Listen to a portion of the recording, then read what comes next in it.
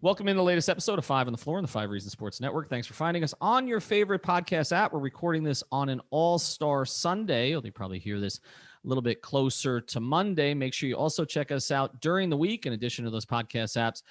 Download Dash Radio, search for Nothing But Net. We're there every single day at 7 p.m. Also check out 5reasonsports.com. Spell it out, F-I-V-E. reasonsports.com, all the latest from Brady Hawk and everybody else in our network. You can also find our YouTube channel there.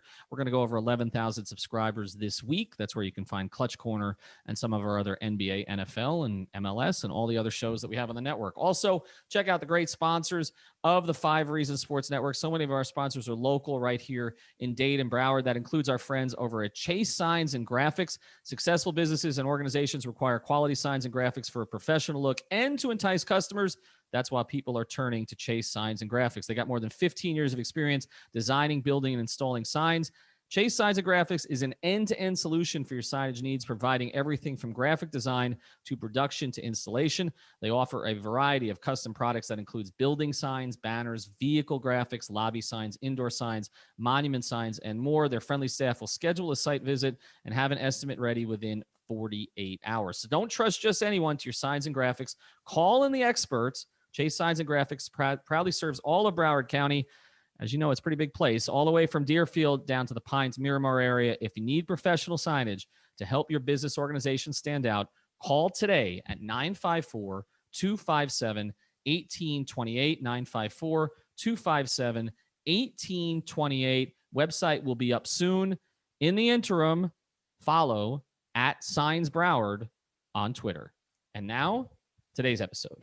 1, 2, 3, 4, 5 on the floor. Welcome to 5 on the Floor, a daily show on the Miami Heat and the NBA featuring Ethan Skolnick with Alex Toledo and Greg Sylvander, part of the 5 Reasons Sports Network. All right, Ethan Skolnick back on 5 on the Floor. Hopefully you had an opportunity by now to listen to an episode of Floor's Yours that the three of us, myself, Alex, and Greg, did with Gad Cartagena on our YouTube channel on Thursday. We put that up on the podcast feed in addition to an episode that I did called Values Place segment that I did with our guy Eric Brown, over at 5reasonsrealtor.com. Some interesting stuff there. He tends to put me on the spot. All right, now here today, I've got Alex, Tropical Blanket. I've got Greg Sylvander. This is going to be a little bit of a different episode. The All-Star game is tonight as we record this, but we want to look forward with the Heat, but we also want to kind of tell you where they are. The first part of this episode is going to be me. I had some conversations with folks inside the Heat organization. When I tell you we do reporting, we actually do reporting. We don't make things up, okay? So, for those who don't understand that, we actually try to get to the bottom of things. It doesn't mean that everything we say could happen is going to happen. Things change. They're fluid in the NBA. But I wanted to get to the bottom of kind of how the Heat viewed the first half of the season, which was 18-18, as you know, how they view the second half of the season, how they view some of their players, and how they view the possibility of getting another player in what appears to be, and I'll get into this as we go forward, a seller's market. All right, so check in, Greg and Alex. Everybody knows I'm not just talking about myself. Check. Let's do this. All right. Second half of this episode is yours, okay? So I'm just going to go through everything because we've had a text string to kind of discuss where we're going to go today, and I'm going to start here, okay? When you evaluate the first half of the season, the way that the Heat are evaluating the first half of the season, without making excuses for it, there's a number that comes up, okay? And here's the number. Alex, Greg, and I were scrolling down to try to find how many minutes. We went to the NBA's official advanced stats site to find out how many minutes Jimmy Butler, Bam Adebayo, and Goran Dragic have played together this season. Because, of course, going back to the finals, that was the big issue, right? You didn't have the three of them together against the Lakers. Bam got hurt. Goran got hurt. Jimmy was out there doing it by himself. So to fairly evaluate this team in the first half of the season, you have to actually look at that stat. So Greg, Alex, and I went through the first 50. They break this up into 50 combinations, 3-man combinations for the Heat in the first half of the season. And we found that this is the 65th most used trio this season. 65th. 79 minutes. They're a plus 12. They've only played in 10 games together. If you extrapolate out 79 minutes over the 36 games, it comes to an average of 2.3 minutes per game. That's what the Heat's star trio has played together. Just for some comparison here, Avery Bradley, who's hardly played, Bam Adebayo, and Duncan Robinson have played 87 minutes together. That's 8 more than Jimmy, Bam, and Goran. Duncan Robinson, Gabe Vincent, two-way Gabe Vincent, and Precious Achiuwa have played 85 minutes together. Those two combinations, among 62 others, have played more minutes than Jimmy, Bam, and Goran. So that's number one, guys. I want to touch on that again after the break. So what does that mean in terms of how the Heat see their team? They see their team as a team that they really haven't had a chance to see in full yet until we got a little bit closer to the All-Star break. Obviously, Bam missed a game late. Jimmy came back. Goran came back after the trip. We started to see some of this together, but we still haven't seen the three of them play a ton together. Now, this doesn't mean that the Heat don't see a need to add something, okay? But I think what fans get caught up on is starting lineups and all that stuff. This is a concern about finishing the game. How many finishers does Erik Spoelstra have to use? Okay. We know that those three guys are potential finishers. We know that Tyler Hero is a potential finisher. They view Andre Iguodala as a finisher who does all the right things late, but they don't want him to have to play as many minutes as he's played the first half of the season. Again, a lot of this is stuff we've talked about on 5 on the Floor. Okay. But I just want to say this is their thinking on it. They are trying to figure out if they have other finishers on this roster. They don't view Kelly Olynyk as a finisher. In fact, just want to talk about Kelly a little bit because we'll talk about him after the break.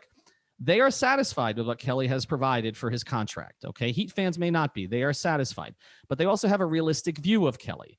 They weren't really viewing Kelly as being a big minutes power forward this season. They were viewing Kelly ultimately as somebody who, based on how he was going, could fit in a variety of different lineups because he's versatile and could play somewhere in kind of the 15 to maybe 25-minute range, maybe a little bit more when necessary. They view him as what he is, a good third big, one of the top 90 bigs in the league if you look at 30 teams. They didn't necessarily want to rely on him quite this much this season, but they don't view him as a closer. So the question they have is, and this will play into other questions, is there somebody else on their roster who can be one of their consistent closers? Is it Duncan Robinson? Does he defend well enough? Has Kendrick Nunn proven enough? Is it potentially Avery Bradley who can guard up when he comes back?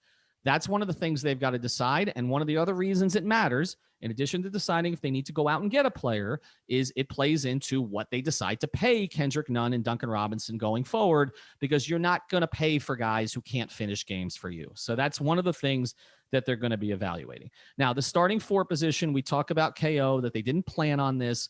They recognize they have a hole there next to Bam. Okay. Precious playing more minutes has sopped up some of it as at least Bam's backup, but they thought they would get good minutes from Myers. I know fans may not have thought so, but they thought they were going to get good minutes from Myers. They felt like they made a small investment in Mo Harkless to see how it went. They gave him $3.6 million. There's not, when you're giving someone 3.6, the way they view it, with the options that they had available, which were not a lot at that point. Okay. Once they decided not to give Crowder the years, they basically were hoping they could get some kind of a contribution, not necessarily that they were getting a big minute starter, even though they started him in the first game. Has it worked out? They would acknowledge that it has not worked out to this point. But again, they view it as a small investment, not something that's going to break the franchise. As was put to me, it's not like paying Dion and JJ for 4 years. Okay. They basically made a small investment in Mo that hasn't paid off. Essentially, it was a bit of a shotgun approach after Jay left, trying to figure this situation out. They view it as Kelly, Andre, and Kendrick, and Precious have taken a lot of those minutes. They have high praise for Kendrick. I was told again that they've never seen a player whose role diminished that much, who complained so little. They feel very good about the way that he handled the situation, the way that he's come out of it. And I do think that they value him a little bit more than they did prior to this season, again, because he's come out on the other side. They see improvement. It's not necessarily the case, guys, that they see him as a long-term fixture, but I definitely think he's worked his way more into the plans than he was earlier this season. Additionally, okay, and again, they feel he's been much better than last year. They would like to add depth. One reason is because they see some back-to-backs in the second half of the schedule. They're trying to reduce the minutes on Goran and Andre. They want both of those to be fresh for the postseason. I don't get the sense, first thing, just to shoot down something here, and we can have Clutch on at some point. Anna Barai has been a proponent of the step back to step forward. We've talked about it here on the pod, particularly when the team was not playing well. I was laughed at when I proposed the idea of flipping Goran Dragic for a draft pick. As it was told to me, other organizations might do that. That's not us. Okay. So again, I would be stunned if that happens, that they actually take a step back, like trading someone like Goran Dragic. That is not in any way likely to happen. The Tyler Hero experiment, there was a great consensus inside the organization that he had earned the role in the offseason. They wanted to give him more responsibility, that they wanted him to start. There is an acknowledgement now that it may have been too soon, that he's better off coming off the bench and playing free and easy, and Kendrick Nunn taking that role in the starting lineup. So at least for now, I don't anticipate that there's going to be a change. Now let's go out to the trade market. Okay. I've been told it's a seller's market. I want to get into one thing here related to James Harden. Because when I asked for a correction of stuff that's been out there, this was what I was told. They want to correct the perception that, like, they made a decision not to trade, like, say, a Tyler Hero or a Duncan Robinson for a James Harden. The way it was put to me was it wasn't about that. Sometimes you're just in a deal and you don't have what the other team wants. I know that the report has been out there about Houston asking for the world. We've reported the same thing. I didn't get to the specifics on that, but I can tell you that the Heat's feeling on this was, were they involved in conversations with Houston? Of course they were. But the Rockets were looking for something closer to what they got from the Nets, which was a ton of picks and a ton of pick swaps. And there was just no way that the Heat could get there. So it never even became a conversation about whether or not you would move 14 and 55 for James Harden, because it never got that far. And I think sometimes, and we have to talk about this when we talk about trades, when you talk about a team being inactive, sometimes it's not that the team wants to be inactive. Sometimes it's simply that the teams that they're dealing with don't want what you have, okay? Or you don't have a way to get what they want from another team. And so I think that's to make clear. I do think I was told that there are no stars, clear stars on the table that could be traded for at the deadline at this point. Now, one name that has come up is Oladipo, and Victor Oladipo is a player who you may or may not consider a star. The feeling is that Houston is going to move him, but right now the price is too high. At some point, maybe that price comes down. Maybe now we see that today, as we speak, that Oladipo can be traded by himself. He doesn't have to be packaged with another player. Perhaps there could be a trade that could be made here directly for him if Houston's price comes down and the Heat felt that it was in their interest to get his bird rights. But I'm told as of right now, that has not happened. I do believe, my sense in talking to people is that the Heat feels that it would be better to get a bigger player rather than a smaller player to be one of their finishers, particularly if Bradley is coming back and you're talking about Hero, Bradley, Nunn, Dragic.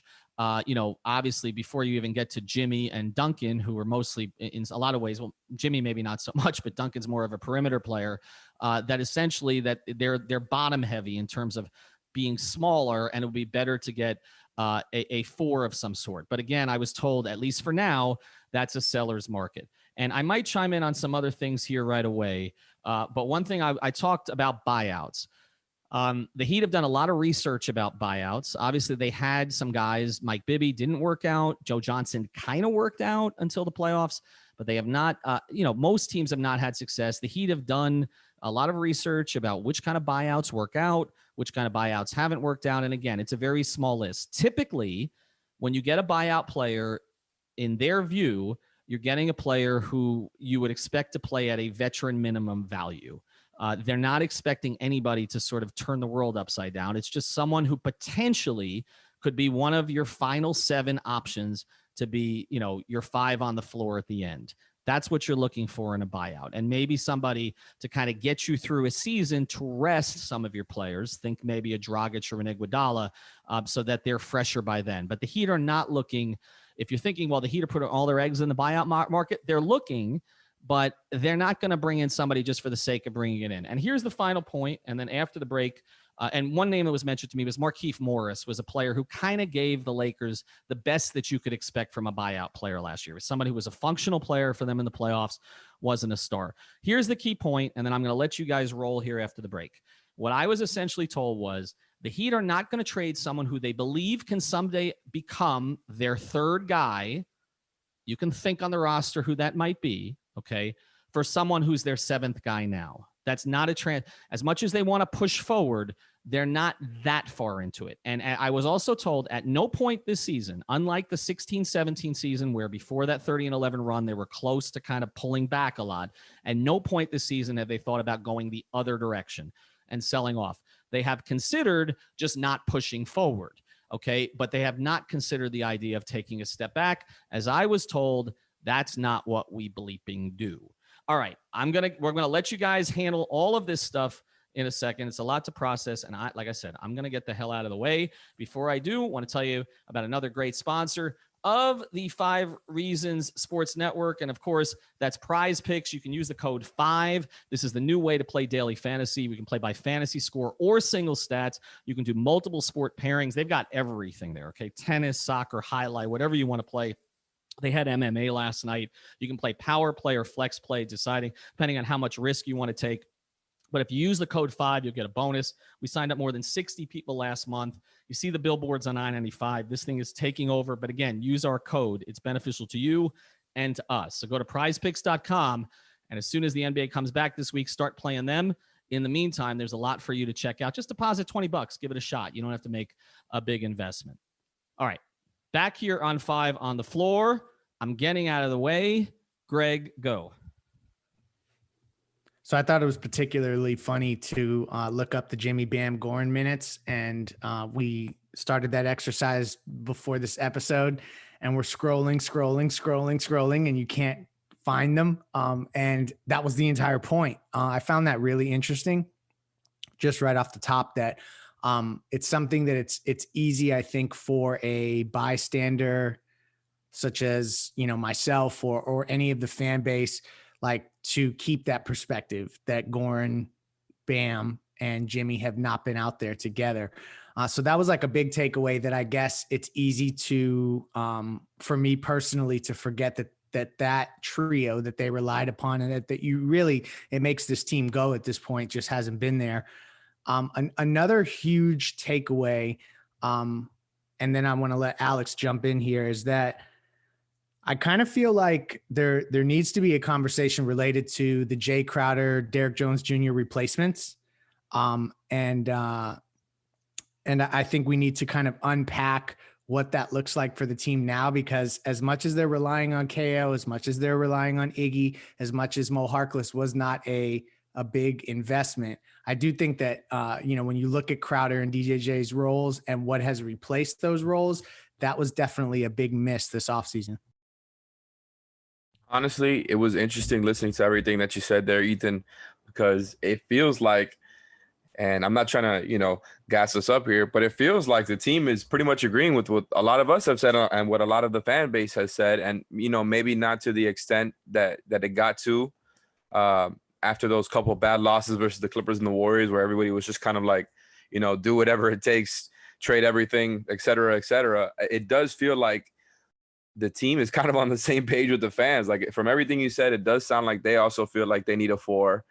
It sounds like they also feel confident in the team when they're healthy, and specifically what you guys are talking about, Jimmy, Bam, and Goran being healthy, which we all know is just the best version of themselves. When all 3 of those guys are playing together, that's what transpired in the bubble. Goran was your third all-star, and that was kind of their secret trick in the hat, other than bringing out the switching defenses and Crowder as a starter. And all of this stuff relates together because it goes into the conversation of, can you replicate what you did in the bubble this year? And I think that was kind of questionable when Goran was in and out of the lineup, that, after a short turnaround, that he will be able to still play at the level that he was in the bubble. And I think he's looked great. I think he's probably 80%, 90% of the way there already. And still, we got to wait a couple of more months to see how he's going to look in the playoffs. And the same goes for Andre Iguodala. But I think it's a good point to make, because if you feel good about them 3, you feel good about the team. And really what you're talking about then is just adding in a couple of more rotation pieces to really solidify everything. Like we all know, the 4. And I just think like I'm really encouraged that they're also looking in the same place, because they also seem to, think that Olynyk and Iguodala are just good players who maybe you shouldn't rely on, as much as they do already. You make the point. I want to just jump in on a couple of things that you said here. You mentioned try to replicate what they did in the bubble, and that's also something that we discussed. Without making excuses, it's kind of what I've said all along. It's not necessarily that they were flukes in the bubble, but they do acknowledge that they took advantage of the circumstances in the bubble, that the circumstances of the bubble, a close-knit team, well-run organization, it played to their favor. And the point that was made to me is, again, not to make an excuse here, but everything that happened in the offseason didn't play to their favor. They feel they're better with more time to prepare because of the way that they've set up their program here for the last 25 years. They didn't have the time to prepare. They had less time than any other team than the Lakers. It was pointed out to me that Boston and Denver haven't played as up to expectations this year either. And those are two teams that got to the conference finals, right? So, and again, you've seen the Lakers deal with some injuries, but the Lakers also got reinforcements in the offseason. Boston, Denver, and Miami did not really, right? It's a good point. Okay. And so, I think that what they kind of see here is that all of these teams that have kind of played longer in the bubble struggled. And also, again, the Heat are a very regimented system. A lot of other teams are more fly by night. Okay. And so for them, some of the stuff, like Ira and I discussed this on Onside, the decision that was made, for instance, not to have the regular G League team, okay, was basically to a certain degree made because they didn't feel it was worth it. Not that they don't feel the G League is worth it, because obviously they do. They've used it better than any other team in the league, but they wanted to put their energies into at least trying to get what they do up to its usual par, and it just was difficult to do it. And so again, it's not but then it was said to me, and then, and then all of a sudden you get hit with the COVID thing, you get hit with the injuries, and we just got set back. So again, you can say these are reasons, you can say they're excuses. I think a lot of them are valid. But it also, there's an acknowledgement that a couple of things in the offseason have not worked out all that well. And, Mo is one, but again, they feel that it was mitigated. I want to go and then let you guys jump in on this, again, on one of the other points. If the Olynyk thing at the 4, again, we've talked a lot about, one of the reasons we call this podcast 5 on the Floor is because I always say that at the end of every game, who's the 5 on the floor? Do you guys think, because this is what they're weighing, if they have 7 potential closers on this team, we've talked about how the clutch minutes have been a problem, particularly without Jimmy. Do you guys feel they have enough to close with as they currently stand? And do you think, both of you, that whether Duncan and Kendrick can become one of those 7 on a consistent basis should play into what they decide to pay them, and whether or not they decide instead that they're trade chips?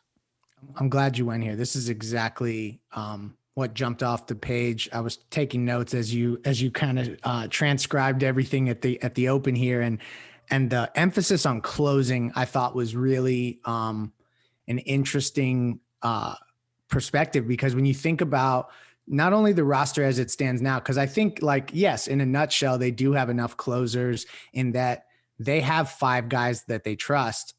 It's just with all of the extenuating circumstances surrounding this season, I think it's not the year to, you don't trade depth in the COVID year, Ethan. No, more, I'm joking there, but it's more about that. Like, you can't necessarily get into a spot where you are short on guys you can rely upon. And like, you look forward to this offseason, and Kendrick Nunn and Duncan Robinson are both going to be players that are up for paydays of some sort. And when you think about them closing, like, I don't know that I trust either of them to be primary players that you depend night in and night out as closers. I don't know, Alex, do you disagree? Do either of those guys right now, to you, would you be comfortable saying, okay, that is one of my 5 closing players night in and night out? Because I'm not there. Yeah, I'm pretty much there with you. Like, I think, like Ethan said before, they have about 7 guys who you can probably throw in as people who you can see in the closing lineup. And I pretty much feel the same way about Duncan and Nunn. Like, I feel like they're good players. They've obviously given a lot to the team. They're important to the core. You already know my feelings. I still lean Duncan over Nunn, but that's besides the point here, because at the end of the day, and there you go, Ethan, I don't really rely on either one. Like, I'm not really looking at either one of them like these are the guys I got to rely on in the fourth quarter. I'm looking at Goran or Hero as the likely guard over Kendrick. And then that also kind of has to do with Duncan too, because if one or two of those guys are playing, it makes it a lot harder for Duncan to also play in those closing minutes. And again, like that has to factor into how you pay these guys. Yeah. But I'm not saying that they can't get there. I'm not saying that Duncan or Kendrick won't be there sooner than later, because I'm not sure. I just think up to this point, they haven't solidified themselves into that 5 on the floor yet. You know what? Like it actually has risen to, if you talk about things that I will like, the tertiary things I'll be watching in the second half of the season, it's Kendrick in late game situations, because I just think about like, are you really going to offer up 4-year deals to either of those guys? Because I think it's going to take a long-term contract, whether that's a 3 or 4-year guaranteed contract for a player that you're not sure you can play late in games. Because I mean, I think we saw in the run last year that both guys were kind of hot and cold late games, and they didn't necessarily rely on either. And I start to get a little, when you're talking about building a roster that Jimmy and Bam can win with now, they're totally great complementary players, but do you lock yourself into them long-term? And I just think that that's a question that it's going to trail this team through the end of this season. I think that both of them are better long-term options than what the Heat locked up in 2017, right? Like they're both better long-term options than, say, James Johnson and Dion Waiters. I believe that. I know that there are some Dion supporters out there, but where is Dion now, right? Like I feel like Nunn has proven to them what Dion did not, okay? That he can overcome adversity and still be a productive player, because they gave him opportunities. They gave Dion opportunities. Okay. Now Nunn, they may not have given a lot more opportunities, but when there was an opportunity, he took it. So I think they feel better about him. But again, I think they're reluctant to repeat past mistakes. Duncan Robinson has a more elite skill set than James Johnson does. Okay. So it makes more sense to pay him. But at the same time, and after the break, I want to get into the next part of this. It does feel to me, guys, like it's going to ultimately be an either or. I think it's going to be an either or, because I think they're waiting to see which of these guys kind of grabs it. And they're different types of players. One of them obviously is a gravity player, a stretch player. The other player has more of a mid-range game, more of an attack game. In addition to it, I think Kendrick's improvements on defense may put him a little bit more there. But again, as Alex says, Duncan's skill set is more unique and elite than any of Nunn's skills. Okay. But it is starting to feel to me, and it has felt to me, not even just talking to the Heat, but talking to people around the Heat, that it's going to be an either or proposition. And I think no matter who they bring in, as long as they don't trade either of them, I think that's going to be something to watch. All right, I got something else I'm going to tee you off with, again, with the stuff that I talked about in the open. Before we do, I want to tell you about bestever.com. It's BSTEVR.com, BSTEVR.com. This is like the coolest new sports simulation. They've got the NFL up there. They're going to have the NBA up there, but just tinker with the NFL. This one costs you nothing. Just sign up, give them your email address. You can play around on there. You can basically experiment with anything. You want to play past teams in the NFL against current teams, you can do that. You want to switch players from certain teams to see how it would have played out, you could do that. You can also, as the NFL offseason is obviously in swing now, we're going to have free agency in the draft. You can put players from different teams, the free agents that teams pick up, and see how they would have performed last year if they'd had that particular player. So if you got like 20 minutes to kill, just play around with it. We do some videos with this on the site as well. It's BSTEVR.com. That's one of our new partners, BSTEVR.com. We jumped on with them early because we're going to do a ton of stuff with the NBA. It's going to be integrated here in our platform. So make sure that you check that out. All right, let's get to the next part of this, guys, which is the going forward piece. As I mentioned, they're not going back, okay? They're not trading Dragic for a protected pick, so that's not happening, okay? Surprise. Surprise. Stunner, right? No way. Their history. That's not happening, okay? And again, there is some questions inside the organization. So when I said to somebody, how do you evaluate that, this team, when Jimmy's been in and out, they're like, when you're looking at trades, I'm like, we'll try sitting in our chairs, okay? Because we can't do it, they can't do it, okay? They've had difficulty doing it, but they've gotten a better idea, at least. I think they felt good about the fact that they got to see the team with Jimmy for the 2 weeks before the break, because it provided a little bit more clarity. I also think that Jimmy Butler, and this should be said, is better than they ever thought he would be, okay? When they signed him to a max, like we always talk about, they didn't expect Bam to be this. They didn't expect Jimmy to be this. Okay. Triple double every night, Jimmy. Carry you on your back, Jimmy. They were paying a max contract for a very, very good two-way player who they thought they could unlock more of his skill set. But I don't even think it got here. And I think that's made it even harder to evaluate the rest of the team without him, because the rest of the team has become so dependent on playing with him because of everything that he offers. With that being said, seller's market, they won't trade somebody they think who might be their third best player. Think of maybe, I don't know, 14, right? Maybe Hero, potentially, for somebody who might be their seventh best player. So in that context, what do you think they can do, Greg? It's an interesting question. I mean, I've kind of, as the season has progressed, evolved my thinking that they're going to have to likely do a move around the edges, like similar to, and I mean, I guess we say it's an around the edges move, but it was actually a huge trade, the Jay Iggy, Solomon Hill type deal. Like, I feel like that's the type of package that they're going to look for. I thought it was interesting that you mentioned that they like Oladipo, because we've heard conflicting things, even in our own, digging around and asking about how the franchise views Victor Oladipo. So I think that that's really an interesting thing to watch. Now that he can be aggregated, there's other players on that roster that I think could potentially help Miami. So that's one that I'll be watching.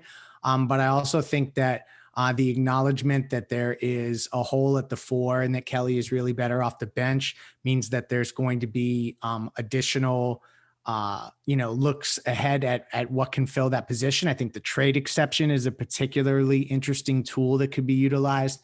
And then the last thing that I'll just mention as it relates to trades is with Myers Leonard hurt, and this disabled player exception, as I understand it, and please correct me if either of you have heard differently, if they trade him, that disabled player exception goes away. And it'll be interesting to see how they kind of weigh moving a non-functional contract at this point for a piece that can help, or if they would rather preserve that, I think it's $4.5 or $5.4 million exception to maybe get a guy who gets bought out. Yeah, Alex, before you jump in, I do want to clarify something I said earlier, because Greg, you did a good job of that. It's not that you're correct. Oladipo can be aggregated now. He doesn't have to be traded alone. So, right. So that's the difference. I think I stated that incorrectly before. Correct. Anyway, Alex, jump in. I mean, the Oladipo thing is definitely something, I'm interested in. And, I'm definitely encouraged by them being in on him, just because you already know I'm a fan of that idea. And still think he probably wouldn't cost too much. But obviously, I know that you said something about the cost still being questionable. I trust their evaluation of that, given the circumstances with Oladipo over the past couple of years. I know it's not exactly, the easiest star trade out there, the easiest scenario to put out there for a team like this. That's a big type of decision. But everything else you guys are talking about, it's like the fourth thing has been talked about a lot. I think that's something that everybody can point to, and it's an obvious thing. And I think we're all kind of expecting more or less like some type of deal to bolster the front court rotation there. But outside of that, Ethan, I'm curious. I want to ask you a question here. Did you get any sort of idea about how they feel about the team as basically like a two-way contender? Anything on how they feel about the offensive struggles, about their defensive performance as of late being so good? Because to me, that's kind of indicative on what's going to happen over the next few months, and in the offseason. You know what's interesting about that, Alex? Alex, I don't think that they break it down as granular as we do there. I think they look at it like this. And I'm sure the Jimmy Bam-Goran stuff has to do with the offense. I'm sure they absolutely feel like a lot of that stuff is back to that earlier point about them three. I don't think they're looking like we need this to improve the offense or we need this to improve the defense. I think they look at it like we feel we can compete if we have our best players on the floor, okay, like any team. They feel they can compete. They just did it, okay? So they believe they can do it. They do acknowledge that they need another piece for Eric to play with late, okay? I don't think they're looking at it as we need an offensive piece or we need a defensive piece. I think they're looking at it more, we need a guy we can play, okay, and trust down the stretch of games. They trust Andre implicitly, okay? Now, they acknowledge that the number that they gave him, the money was a lot, but they also think that in some ways he's lived up to it this year. And in some ways, so is Kelly. Now, again, the other point that was made to me is that when you don't have Jimmy, and we've talked about this, I do feel like a lot of what I learned is a lot of what we've discussed. Okay. But like when you don't have Jimmy, what it does, when you don't have your best players, it forces other guys to do things that they're not as comfortable doing. And so here's one example that was mentioned to me. We've talked about Tyler, right? Having to do more ball handling. And they basically decided, okay, better off the bench. But Kelly's a good example. Like Kelly gets himself in trouble when he tries to do too much. Okay. And if you look at some of the circumstances when he hasn't been out there with Jimmy or whatever, and sort of the over dribbling and the turnovers and the mistakes and the bad, the screens, the offensive fouls on screens, and then also not being able to find his spots as a shooter, that some of this, again, is a result of, and we've seen it so many times with Heat teams. You take the best, you took Dwayne out of the lineup. They look different during those years because you're asking guys who are usually asked to do one or two things well. They've got to try to do everything well. You don't want Duncan dribbling a lot. You don't want Kelly having to play make too much. Okay. Like, and I feel like, and you don't want hero overthinking, right? I feel like one of the things, and I actually put this to somebody I spoke to, I feel one of the reasons Kendrick Nunn has thrived is because even though he had some issues last year, like when he's playing, like he puts his head down and goes. Okay. And they really haven't asked him. The only thing that happens when Jimmy's out for Kendrick is he gets more opportunities. And we know he's better playing with Jimmy, but I feel like he's benefited enough for those opportunities. So, Alex, I don't think they're looking at it like we need to add another point of attack defender or we need to add another rebounder. I think they need to add another guy that Eric will trust to play at the end of games so that it doesn't always have to be Andre soaking up so many minutes. And I also don't think necessarily they're in a hurry to take Kelly out of the starting lineup, even though they say, typically he'd be your backup big. I just think they don't want to rely on Kelly for so many minutes and on the nights that are not going well. And particularly they don't really view Kelly as a closing player. And I don't think that's a mystery. I mean, just look at the numbers over the past 4 years. It's not something he's traditionally done. It's important that you noted earlier that it's a seller's market, because I think that all relates to what we're talking about here. And I thought that was actually one of the most interesting, or at least surprising things you said from everything that you talked about earlier. Because I wasn't, we talked about in other podcasts that there's so many teams that feel like they're in the thick of things, whether it's teams that think of themselves as contenders or teams that think of themselves as playoff teams who haven't made the playoffs in years. And we kind of thought maybe that lends into a buyer's market where there just aren't enough options. But you're saying it's the opposite here, or at least that's what you heard. And right. I think that's interesting and absolutely a positive development for the Heat, but also a little bit worrisome because if it is a seller's market, like I still do believe that a lot of other contenders are going to be trying to add pieces. So it kind of puts the onus on the Heat to make that move here. And I agree with everything you're saying. I think they don't need to add a piece based on one specific thing they're missing, but the piece does need to be, I think, around the type of level of trade, like Greg said, that they made last year with Andre and Jay and Solomon Hill, where they're just bringing in guys like that who can bolster them as a two-way group. Yeah, I mean, a couple things. One, when you talk about Jimmy being better than anyone could have ever anticipated or expected. So true, by the way. And he's just, been unbelievable, particularly lately. It's just been unbelievable to watch, like the triple-double stuff. I don't think he's got it in him whenever he wants. Yeah, no, it really is like I don't know that we've seen anybody besides Six come here and so effortlessly get close to triple doubles like Jimmy has lately. And there's a part of me that thinks it's really fascinating to think about how Pat handles that, how Pat internalizes having a really, truly great player that we actually just saw it anyway. But now, I mean, you're seeing an extension of it, of a guy who can take over an NBA finals. And LeBron was on the other side. So that's always going to be a difficult thing, but maybe LeBron won't be on the other side in the next matchup, or I don't know how it'll shake out, but just to have a guy at that level that can compete at that level, I think that's got to tug at Pat's heartstrings in terms of like getting him what he needs to compete immediately. So that was another interesting nugget that just jumped out at me that I think we should circle back to. We should, but I want to be clear on something, because I understand. I do think they feel an obligation to Jimmy, no question. But my understanding, again, has been that Jimmy has not been pushing to unload guys on this team. In fact, it's actually been the opposite. Okay. For the most part, there are guys that the Heat fan base is tired of that Jimmy is not tired of. Okay. That's my understanding. And so the other thing I think to consider here is Pat may be looking at, trying to win on Jimmy's timetable, but I've talked a lot about how Jimmy's career minutes are not what people think.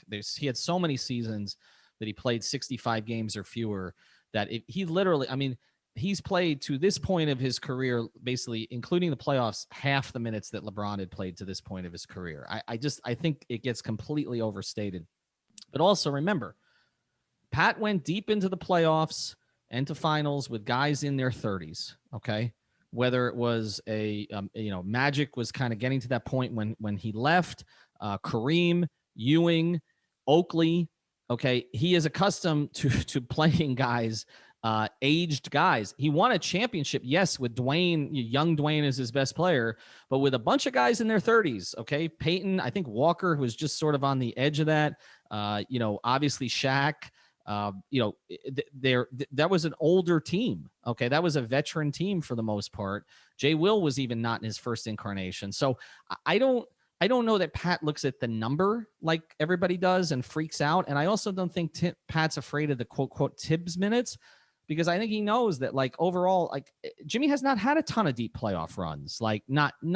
He's had a few, but not like LeBron has had. So I think that's a little bit different deal. All right, I got one more thing I want to get to with you guys, and then we'll close this. I do think we've covered a lot here that's going to tee off some future episodes. But before we do, if you've been hurt in a car accident or a slip and fall, just about anything else, call the law offices of Seltzer Mayberg. That's at 855-5000-LAW, 855-5000-LAW, based right there in North Miami. You can also check out the website at onecalllegal.com, onecalllegal.com. They do every kind of law there. But this one, definitely car accident. They helped me with some traffic tickets. They got a couple traffic tickets thrown out. They really have a family atmosphere down there. They've been great to us. They've been one of our original sponsors. We always ask you to reach out to our sponsors because that helps keep us going. We don't have to put you behind paywalls. We don't have to do Patreon. We can just basically provide content. So mention 5 reasons to get a free consultation. That's mention 5 reasons, free consultation on anything. They'll make sure you work directly with the right attorney to get you the compensation that you deserve. Again, check out everybody down there, David, Eric, Mendy, Cassandra, Joe, great people, the Seltzer Mayberg Law Firm, really, really big fans and friends of the network. So check them out, onecalllegal.com, 855-5000-LAW. All right, before I close this thing, is there anything else that I said that you want to question me on? And then we'll kind of put a bow on this one. No, I think I'm good here.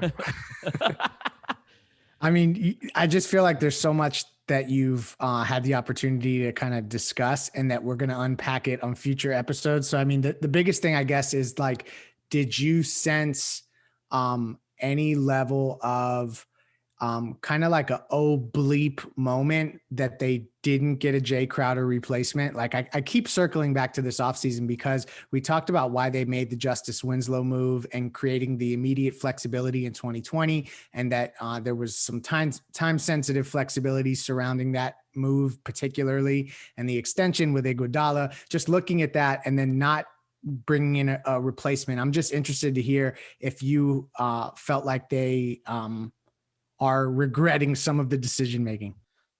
I don't get that sense. We've talked about, Adam reported, this didn't come from my reporting, but Adam's reported that they were very much in on Marcus Morris and thought that they had him. That obviously would have solved a lot of these problems. I don't really get the sense that there's a lot of sort of, I would call it, sellers or non-signers remorse with Jay. They had a plan. They were trying to create the most possible flexibility that they could. We obviously know that the 2021 class, we talked to Bobby Marks about it, has gone from being an elite class, an all-time elite class, to being kind of a class, kind of similar to 2020. But, look, I think they wanted to make sure they could get in the room, and they still felt like they had flexibility going forward to do some things. They decided to split the mid-level between Avery Bradley and Mo Harkless. They gave the preponderance of it to Avery Bradley. If Avery Bradley worked out, and again, a lot of that is not because he's a bad player suddenly or an unplayable player. It's because he just hasn't been available. If Avery Bradley had worked out, I don't think we would be talking quite as much about Mo Harkless. Not because they wouldn't still need a 4, but because Avery would be sopping up some of those minutes, maybe they would play smaller, maybe they play Jimmy more at 4. I mean, they had other options to get, and Avery might be closing some games. And so because he was starting to do some of that. So I think it's the combination of them getting nothing out of that.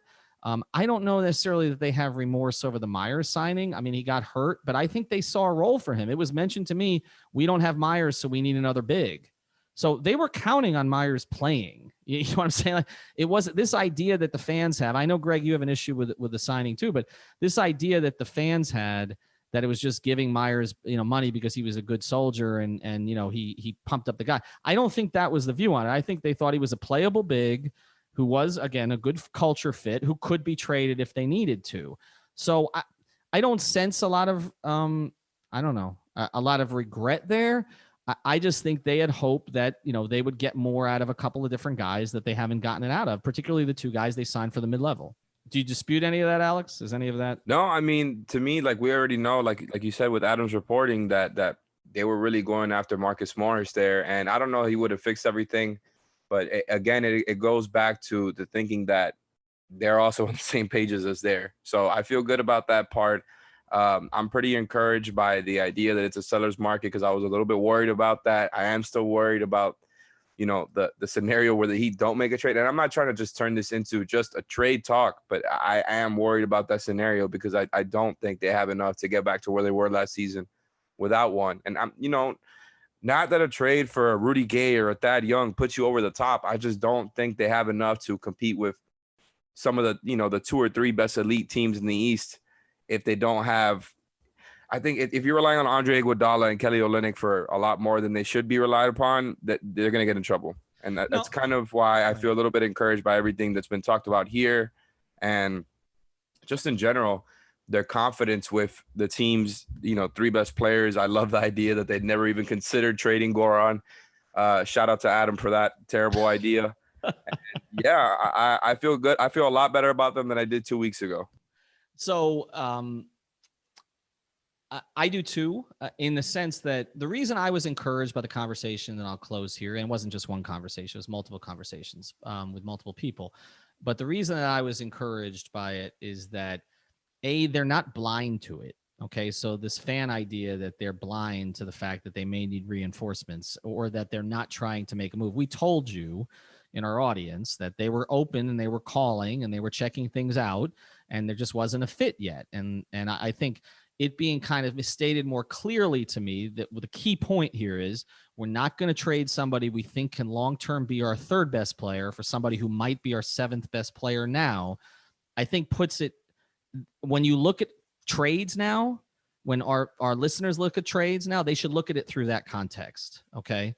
That the Heat are not willing to trade. And again, if you consider it to be Hero, a Tyler Hero for somebody who may plug into the back of Spoelstra's closing rotation now, okay? Plus another piece that would obviously have to fill the Hero piece, right? So you would actually need 2. That they don't view it that way. But the other thing I was encouraged about is, as much as they want to see their team with Jimmy healthy, they feel they've seen it. They want to see their big 3 healthy. And whatever you think of a 35-year-old point guard being part of their big 3, as Greg stated quite eloquently, he was when it mattered last year. And so they want to see it with Goran, and they didn't give Goran $18 million because, to be friendly. They gave it to him because they thought he could be an $18 million player for them this year, and they still believe that. But obviously they recognize that this reliance on some of their players to do things that they're not accustomed to doing, the fact that when they do lose a Jimmy or somebody else, that they struggle so much. But it was said to me this way, okay? And the Lakers were pointed out to me, some other teams around the league, when you don't have your best players, you're not very good, okay? And the Heat have been without their best player for a large chunk of this season. And I just think if you want to, we can forget the rest of the stuff and everything else. If you want to give one reason why this team had to fight to get back to 500, it's pretty clear. They didn't have enough Jimmy Butler. Okay. Doesn't excuse the games they lost with Jimmy. Doesn't excuse blowing leads to teams, and particularly like, that Warriors game. It doesn't excuse it. But if they'd had more Jimmy Butler, they would have more wins. And their hope is that they'll have more Jimmy Butler in the second half. All right. Thanks to Greg. Thanks to Alex for doing this with me. We will then try to pick this apart and try to find something we can get to over the next couple of days. We may bring in some national experts as well to evaluate the team from the outside. Again, check out our sponsors. As Greg mentioned, I got a bunch of them on here this time. PrizePicks.com. Use the code 5. Chase Signs. Make sure you follow Signs Broward on Twitter. Bestever.com, BSTEVR.com. That one's free. And then OneCallLegal.com for the Seltzer Mayberg Law Firm. Have a good day. Thank you for listening to the Five on the Floor on the Five Regional Sports Network.